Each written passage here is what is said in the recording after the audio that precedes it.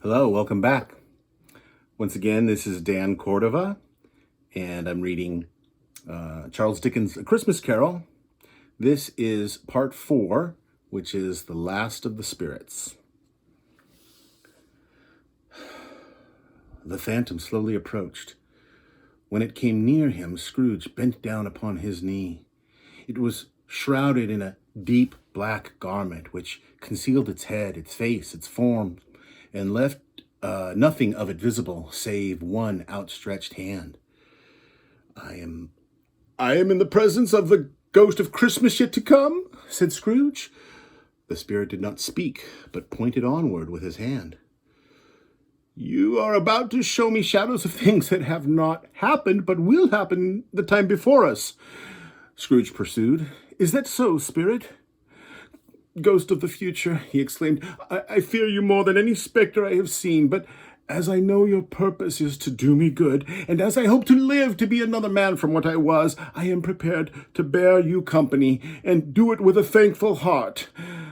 Lead on, said Scrooge, lead on. Suddenly there they were in the heart of the city. The spirit stopped beside one little knot of businessmen. Scrooge advanced to listen to their talk. No, said one man, I don't know much about it either way. I only know he's dead. When did he die? Inquired another. Last night, I believe. Why, what was the matter with him? Asked a third. I thought he'd never die. God knows. What has he done with his money? Asked a gentleman. I haven't heard, said the first man, yawning. Left it to his company, perhaps. He hasn't left it to me, that's all I know. It's likely to be a very cheap funeral, said a speaker, for upon my life I don't know of anyone to go to it. Suppose we make up a party to volunteer. I don't mind going if lunch is provided, but I must be fed. Well, I am the most disinterested among you, after all, said the first speaker, for I never wear black gloves and I never eat lunch. But I'll offer to go if anybody else will. Old Scratch has got his own at last. So it appears, returned one other gentleman. Cold, isn't it? Seasonable enough for Christmas time. That was their meeting, their conversation, and their parting. The phantom and Scrooge left the busy scene and went into an obscure part of town. There was a shop where iron, old rags, bottles, and bones were bought. Sitting in among the wares was a gray-haired rascal, Old Joe. There was a woman with a heavy bundle entering the shop, and another woman, similarly laden, came in right behind her, and they were closely followed by a man in faded black. Old Joe, removing his pipe from his mouth, said, Come into the parlor. The parlor was a space behind a screen of rags. The first woman threw her bundle on the floor and said, Who's the worse for the loss of a few things like these? Not a dead man, I suppose? No, indeed, said the other woman, laughing. The man in faded black produced his plunder. It was not extensive. A seal or two, a pencil case, and a brooch of no great value. They were examined by Old Joe, who added them up into a total, and when he found there was nothing more to come. Mrs. Dilber was next. Sheets and towels, a little wearing apparel, 2 old-fashioned silver teaspoons and a pair of sugar tongs, and a few boots. And now undo my bundle, Joe, said the first woman. Joe went down on his knees and dragged out a large and heavy roll of some dark stuff. What do you call this? Said Joe. Bed curtains. You don't mean to say you took 'em down, rings and all, with him lying there, said Joe. Yes, I do, replied the woman. Why not? And his blankets, said Joe. Whose else's do you think, replied the woman. He isn't likely to take cold without 'em, I dare say. I hope he didn't die of anything catching, eh? said Old Joe, stopping in his work. Don't you be afraid of that, returned the woman. I ain't so fond of his company that I'd loiter about him for such things if he did. You may look through that shirt till your eyes ache, but you won't find a hole in it, nor not a threadbare place. It's the best he had, and a fine one, too. They'd have wasted it if it hadn't been for me. What do you call of wasting it? Asked Joe. Putting it on him to be buried in, to be sure, replied the woman with a laugh. Somebody was fool enough to do it, but I took it off again. Scrooge listened to this dialogue in horror. Spirit, said Scrooge, shuddering from head to foot. I see the case of this unhappy man might be my own. My life tends that way now. Merciful heaven, what is this? He recoiled in terror, for the scene had changed, and now he almost touched a bed, a bare, uncurtained bed. A pale light fell upon the bed, and on it, beneath a ragged sheet, unwatched, unwept, uncared for, was the body of a man. The phantom's steady hand pointed to the head. The cover was so carelessly adjusted that the slightest raising of the sheet would have disclosed the whole face. He thought of it, felt how easy it would be to do it, and longed to do it, but had no power to withdraw the veil. Spirit, said Scrooge, this is a fearful place. In leaving it, I shall not leave its lesson. Trust me, let us go. Still the ghost pointed.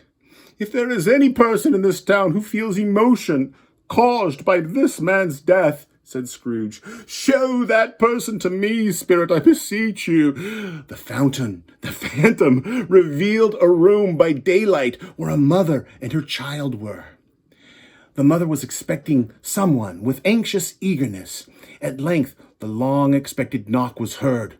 Her husband entered, and when she asked him faintly what news, which was not until after a long silence, he appeared embarrassed how to answer. Is it good, she said, or bad? Bad, he answered, but there is hope yet, Caroline. If he relents, she said. He is past relenting, said her husband. He is dead. She was a mild and patient creature, but she was thankful in her soul to hear it, and she said so with clasped hands. To whom will our debt be transferred? I don't know, but before that time we shall be ready with the money. And even if we were not, we are not likely to find so merciless a creditor in his successor. We may sleep tonight with light hearts, Caroline. Soften it as they would, their hearts were lighter. It was a happier house for this man's death. The only emotion that the ghost could show him caused by this event was one of pleasure. Let me see some tenderness connected with this death, said Scrooge. They entered poor Bob Cratchit's house, the dwelling he had visited before, and found the mother and the children seated round the fire. Quiet. Very quiet. Master Peter had a book open before him. The mother and her daughters were engaged in sewing, but surely they were very quiet.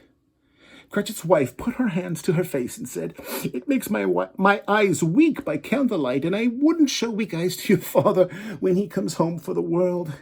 It must be near his time. Past it, rather, Peter answered, but I think he has walked a little slower than he used to, Mother. She said, I have known him to walk with Tiny Tim upon his shoulder very fast indeed. And so have I, cried Peter, often. And so have I, exclaimed another. But he was very light to carry, she resumed, intent upon her work, and as his father loved him so, that it was no trouble. And there's your father at the door. Bob came in and slowly took his tea. Two young Cratchits got upon his knees and said, Don't mind it, father, don't be grieved. Bob was very cheerful with them. You went today then, Robert, said his wife. Yes, my dear, returned Bob. I wish you could have gone. It would have done you good to see how green a place it is. But we'll see it often. I promised him that I would walk there on a Sunday. My little child, cried Bob, my little child. Once he regained his composure, Bob told them of the extraordinary kindness of Mr. Scrooge's nephew, whom he had met in the street that day. Seeing that Bob looked a little down, Scrooge's nephew inquired what had happened. On which, said Bob, I told him about Tim. I am heartily sorry for it, Mr. Cratchit, he said, and heartily sorry for your good wife. How he ever knew that, I don't know. Knew what, my dear? Why, that you were a good wife, replied Bob. Everybody knows that, said Peter. Very well observed, my boy, cried Bob. I hope they do. "Heartily sorry," he said, "for your good wife. If I can be of service to you in any way," he said, giving me his card. It was his kind way that this was quite delightful. It really seemed as if he had known our Tiny Tim and felt with us. I shouldn't be at all surprised if he got Peter a better situation.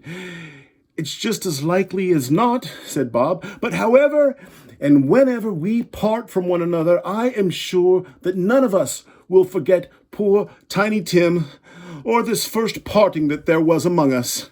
"Never, father," they all cried. "Spectre," said Scrooge, "something informs me that our parting moment is at hand. I know it, but I know not how. Tell me what man was that I saw lying dead?" The ghost of Christmas yet to come conveyed him as before until they reached an iron gate. He paused to look round before entering. A churchyard. The spirit stood among the graves and pointed down to one. Scrooge advanced toward it, trembling. The phantom was exactly as it had been, but he dreaded that he saw a new meaning in its solemn shape. "Before I draw nearer to that stone to which you point," said Scrooge, "answer me one question. Are these the shadows of things that will be, or are they the shadows of things that may be only?" Scrooge crept toward the grave, trembling as he went, and read upon the stone his own name, Ebenezer Scrooge. "Am I that man who lay upon the bed?" he cried, upon his knees. "Oh, Spirit, no! Oh, no! Spirit," he cried, clutching its robe, "hear me! I am not the man I was. I will not be the man I must have been. Why show me this if I am past all hope? Good Spirit, assure me that I yet may change the shadows you have shown me. I will honor Christmas in my heart and try to keep it all the year. I will live in the past, the present, and the future. The spirits of all three shall strive within me. I will not shut out the lessons they teach me. Oh, tell me I may sponge away the writing on this stone." Holding up his hands in a last prayer to have his fate reversed, he saw an alteration in the phantom's hood and dress. It shrunk, collapsed, and dwindled down onto a bedpost of his own bed.